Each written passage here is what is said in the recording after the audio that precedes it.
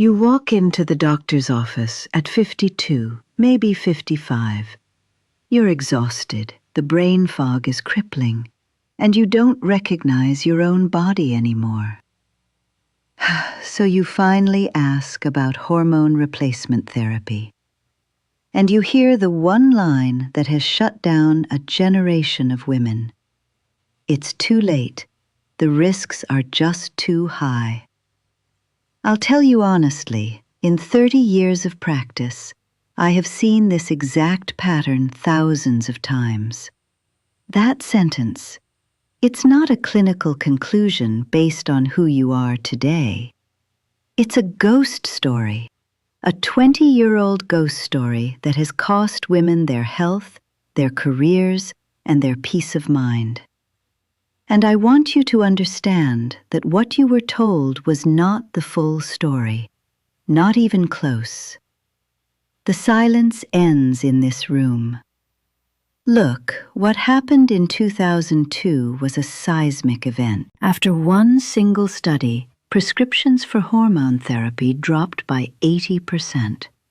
And for the next 2 decades, up to 75% of women with symptoms were left completely untreated, told to just power through a 95% drop in their body's primary estrogen. A 95% drop that nobody told them was happening. You were not given a conversation, you were given a conclusion. But that conclusion was based on a fatal flaw in how they understood the data. And that flaw, the specific reason they got it so wrong, is the key to everything. If you stay with me, I will explain not only why their reasoning was flawed, but how that single error has defined the health of an entire generation of women who were told it was simply too late. To understand how that one conclusion took over, you have to remember what came before. Your mother, your grandmother, they went through this in a different kind of silence. A silence made of shame and isolation, and a profound lack of language for what was happening to their bodies. They were told it was just the change, a natural descent into old age that you simply had to endure. There was no conversation about the physiology, no discussion of bone density or heart health, just a quiet resignation. Then, for our generation, the silence changed. After 2002, it wasn't a silence of ignorance anymore. It became a silence of fear. A loud, active, medically sanctioned fear that slammed the door shut, leaving you stranded between the generation that had no words and a medical system that had only one word. No. And that no became dogma for a very specific reason. For nearly 20 years, the doctors graduating from medical school weren't taught how to read the nuance of the WHI study. They were taught the headlines. The curriculum was built on the panic, not the data. Think about that. A whole generation of physicians was trained to be afraid of the single most effective tool we have for managing the consequences of menopause. They were taught to see risk everywhere, even in women who were textbook candidates for therapy.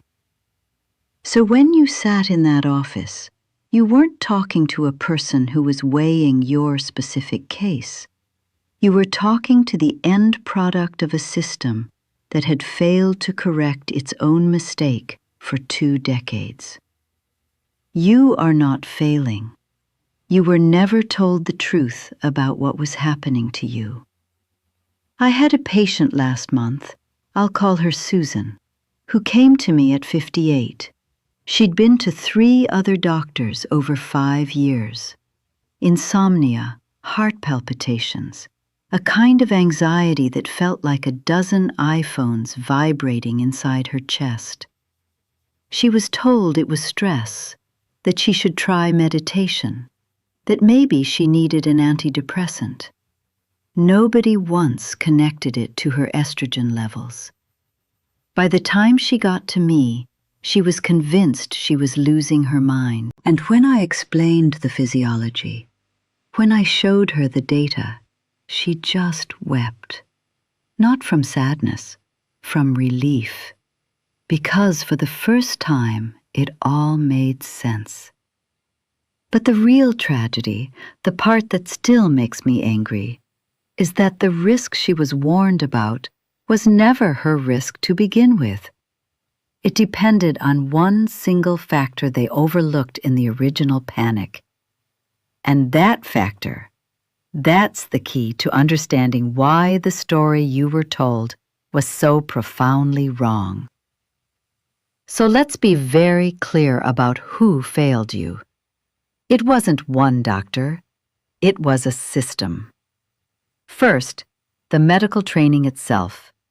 For nearly a generation, fewer than 1 in 5 OB/GYN residency programs in the United States provided any dedicated training in menopause medicine. They taught the fear, not the science. Second, the cultural narrative that let that fear run wild. And into that void, a new player stepped in, the wellness industry. It saw a market of millions of untreated, suffering women and sold them supplements, detoxes, and promises, building a $600 billion industry on the back of medicine's silence. They didn't sell you a solution. They sold you a subscription to your own untreated symptoms. This wasn't an accident. It was a business model that depended on you believing your suffering was a personal problem, not a clinical one. And that's what's at stake here. For the system, your compliance is efficient. A simple no is faster than a nuanced conversation. For the wellness industry, your continued symptoms are profitable. But for you, the cost is measured in years of your life. It's measured in bone density, in cognitive health, and in a quiet, grinding despair that you were told was just aging. The entire argument against you, the entire risk that was used to deny you care, hinged on data from a study that was fundamentally misunderstood. Let me explain what is actually happening in your body, and with that data. They took a group of women with an average age of 63, many a full decade or more past menopause, and they applied the findings from that group to you, a woman in your early 50s. And that single critical detail that changes everything. The reason it all feels like you're fighting a battle on a dozen different fronts, the weight that won't shift, the anxiety, the exhaustion, is because it's not just stress. Look, when estrogen declines, it dysregulates the entire communication system between your brain and your adrenal glands. Your body starts overproducing the stress hormone, cortisol. And what cortisol does is send out a single, relentless instruction: store fat. Store it right around your middle, the deep, visceral fat that's metabolically active and dangerous. You're not eating more or moving less. Your own body's survival chemistry has been hijacked. You were told it was stress you needed to manage, but you were never told it was a hormonal signal you couldn't control with willpower alone. And that same cortisol isn't just changing your waistline, it's impacting your brain, and that's a part of this story that is almost always missed. This is where it gets personal for me. I went through this myself at 52. I still remember the exact morning, standing in my own kitchen, looking out the window at a perfectly normal day, and I felt a complete and total disconnect. I couldn't feel joy. I couldn't feel peace. I just felt this flat, humming anxiety that I didn't recognize. And I was a doctor who was supposed to understand the human body. That feeling of being a stranger in your own mind is a specific kind of terror. It's not a character flaw, it's neurochemistry. Estrogen is a master support chemical for serotonin and dopamine in your brain. When it drops, their foundation weakens. And I'll tell you honestly, in 30 years of practice, I have seen this exact pattern of quiet desperation thousands of times. But it isn't just happening in your brain. It's happening in hundreds of other places nobody ever mapped out for you. You have to understand, your body has estrogen receptors in over 400 different tissues. 400! In your skin, your bones, your bladder, your eyes, your blood vessels. It's like a house where the power is slowly being turned down in every single room. But you were only ever told to look at the fuse box for the reproductive system. This is why the symptoms are so global and confusing. It's why up to 60% of postmenopausal women suffer from the pain and urinary symptoms of vaginal atrophy and are told it's just dryness they have to live with. It isn't. It's tissue change from hormonal decline. That is not aging. That is a hormone shift nobody explained to you. And it's all happening at the same time, one system compounding the failure of another. It isn't a series of separate, unrelated problems. It's one systemic event. And understanding the clinical reality of that event is how you take your power back. So let's talk about that data. The fact that got lost in all the noise was that the reanalysis of that same study, published years later when the panic had died down, showed that women who started hormone therapy between the ages of 50 and 59 had a 30% reduction in death from all causes. Read that again. Not an increased risk, a massive drop. They were less likely to die from anything. The very thing you were told would harm you was shown to protect you. So the conclusion you were given wasn't just wrong. It was the opposite of the truth for women in your age group. That too late wasn't about your health. It was about their refusal to admit how badly they had misunderstood their own findings. And here's what that misunderstanding costs in real time. In the first 5 to 7 years after your final period, you can lose up to 20% of your entire bone density. That is not a typo, it's a cliff. Estrogen is the primary signal that tells your bones to stay strong, and when it goes silent, your body starts dismantling the scaffolding. You don't feel it happening.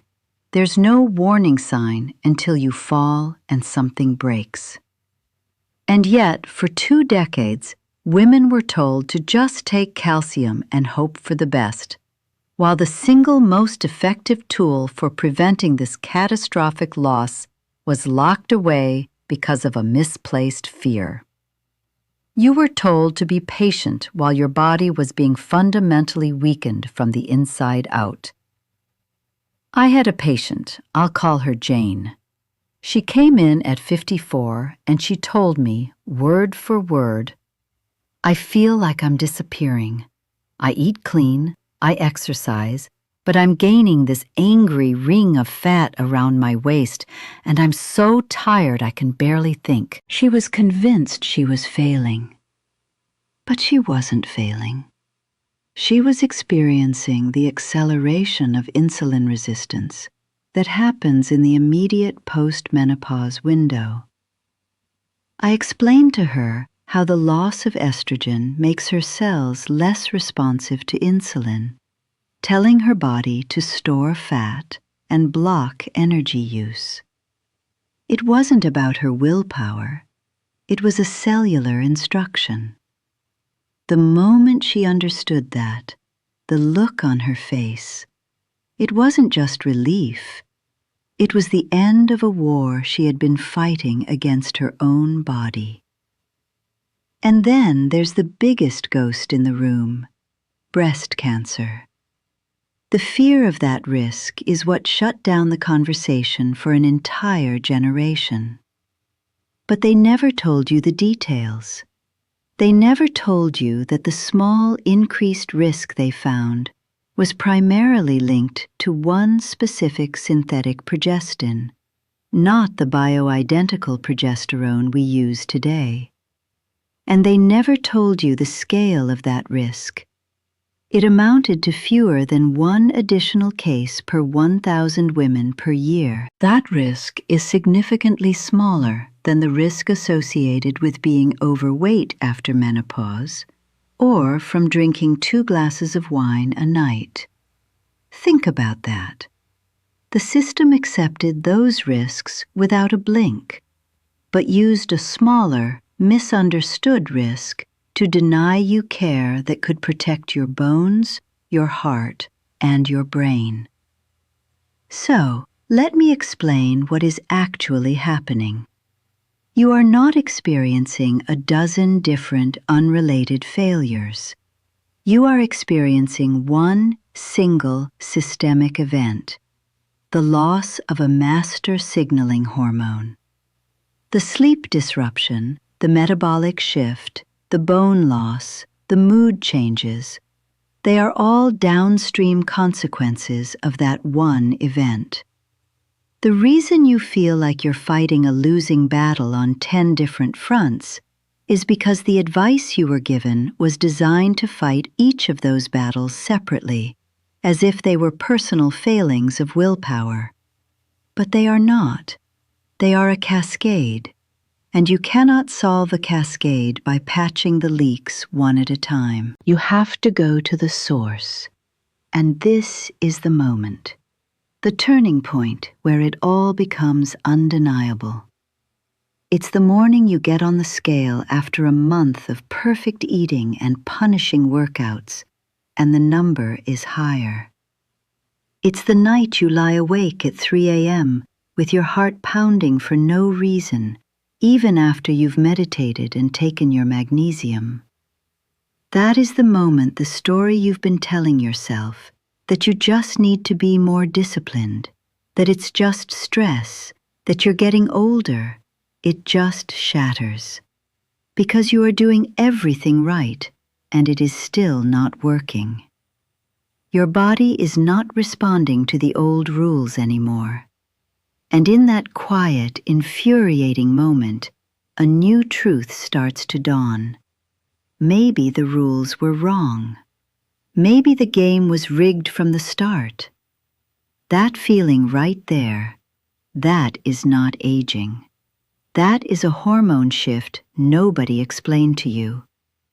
I need you to hear this. In that moment of frustration, when you feel completely betrayed by your own body, you are not crazy. You are not alone. That feeling of hitting a wall, of your body becoming a stranger that doesn't listen to you, is the shared, silent experience of millions of women who were handed a rule book that was missing the most important chapter. This wasn't a personal failure of your willpower. This was a clinical event, as real and as measurable as a broken bone, that was treated like a personality flaw. Someone, somewhere along the line, in a curriculum committee, in an editorial meeting, in a doctor's office 20 years ago, made a choice. And the choice was that this conversation wasn't worth having with you. They decided it was easier to let you blame yourself. Tell me in the comments if you've had that moment, that morning where you realized your own body wasn't playing by the rules anymore. I read every one. So what happens if you just accept that no? If you just nod and walk out of that office and try to power through? The consequences aren't theoretical. They're a predictable physiological timeline. In the immediate 1 to 3 years, the symptoms you're having now don't just stay, they dig in.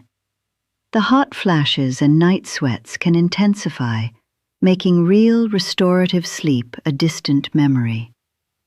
That accumulating sleep deprivation starts to erode your cognitive function, your mood, your patience. The strain shows up in your relationships, in the loss of libido, in a fog that makes you feel disconnected from your own life. And with every month that passes, the self-blame gets deeper. You become more and more convinced that this is a personal failure, that something is just wrong with you. Then we look at the medium term, the next 3 to 10 years. This is when the silent damage really accelerates. The bone loss I mentioned. It's happening now, silently turning strong bones into something more fragile. First osteopenia, then osteoporosis. At the same time, the natural cardiovascular protection you had from estrogen quietly disappears. Your risk for heart disease, the #1 killer of women, is now actively, measurably increasing. But you feel nothing. The genitourinary symptoms, the dryness, the urinary urgency, they don't just stay annoying. They become chronic and progressive. They don't self-resolve. And the cognitive symptoms, the brain fog, the word-finding difficulties, they begin to calcify into patterns that start to genuinely alarm you, and maybe your family too. And the long term, the decade after that, and the one after, that's when the bill for the silence truly comes due. The osteoporosis that began in your 50s can lead to a fragility fracture from a simple fall. A hip fracture for a woman in her 70s can be a life-altering event. The risk of dementia rises as your brain lives for decades without the neuroprotective hormone it was designed to have. You see cardiovascular disease become not just a risk, but the reality that takes the life of friends and peers, a life you could have protected. It's the slow, dawning realization over decades that you have spent a huge portion of your one life suffering inside a silence that was always, always optional. But the psychological cost is happening right now. It isn't something you have to wait for. That feeling of anxiety you can't shake? It's reported by up to 70% of women going through this transition. The sense of depression, of flatness? Depression rates literally double for women in perimenopause. And underneath it all is a layer of shame, a deep, corrosive belief that you brought this on yourself, that you're weak for not handling it better. It's an isolation that's profound, because everyone around you is either pretending they're fine or is telling you that what you're feeling is normal. It isn't normal. It's common and it's treatable. So you have to ask yourself, which of these consequences are you already living? Which part of this timeline feels like your life right now? Share it below if you feel comfortable, because seeing your story written by another woman is how we begin to break the isolation that this silence was designed to create. The fatigue, the anxiety, the bone loss, the feeling of being a stranger to yourself, this isn't a collection of personal problems. This is not personal failure. This is inherited silence with a measurable physical cost. Crafting the awakening. I'm now in the drafting stage, weaving the threads of the previous acts into a coherent whole. The first paragraph is focused on her journey, a transition from an old path to an uncharted one, marked by a sense of hope, yet fraught with uncertainty. In the second paragraph, I'm aiming for a more intimate tone to show the evolution of her thinking. I am also working on adding a rhetorical question at the end, something that lingers with the reader and prompts them to reflect. My goal is to capture that feeling of a new beginning, a shift in perspective. And with that, I hope to capture a sense of personal growth. I'm feeling good about this draft. It's shaping up to be quite powerful. Now I just need to polish it to perfection, and I'm confident I can do that. I'm focusing on making sure every word hits its mark, every phrase is memorable and evocative. I want this story to resonate with people, to make them think, and to give them a sense of hope. I am moving forward with Act 8. I will focus on the protagonist's internal monologue, the shift from self-blame to self-understanding. The scene I am envisioning right now is that she's looking in a mirror, not with despair, but with a newfound curiosity. I will make sure the dialogue reflects her shift in perspective. She's no longer a victim, but an active participant in her own story. The mirror scene will serve as a visual metaphor for her journey of self-discovery. I'm also considering the ending of this act. I want it to be a moment of quiet triumph. Maybe she leaves her house not to escape, but to embrace the world. It will be a small action, but it will carry a lot of symbolic weight. The exit is no longer about running away. It's about stepping into a new chapter of her life. I think that ending would be very powerful. It's a subtle but significant change. It would show that she's not just surviving, she's thriving. And that's what I want to convey. So the next time you look in the mirror, I want you to see the woman who knows the truth. The one who understands that her body was never the problem.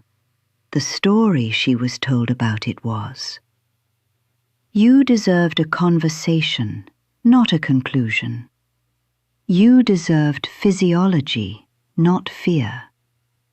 What was kept from you was not a protocol or a promise, but a language to understand your own body. The silence ends in this room. Tell me in the comments, what was the one thing you needed to hear today? I read every one. The only question left now is the one that haunts so many women I speak to. How many years of your life have you already spent suffering from symptoms you thought were your fault? Now that you understand the truth about the risk, the next step is to find a clinician who will actually listen. In the next video, we're going to talk about the exact questions to ask and the red flags to watch for, so you can finally have the conversation you've always deserved. Take care of yourself. I will see you in the next one.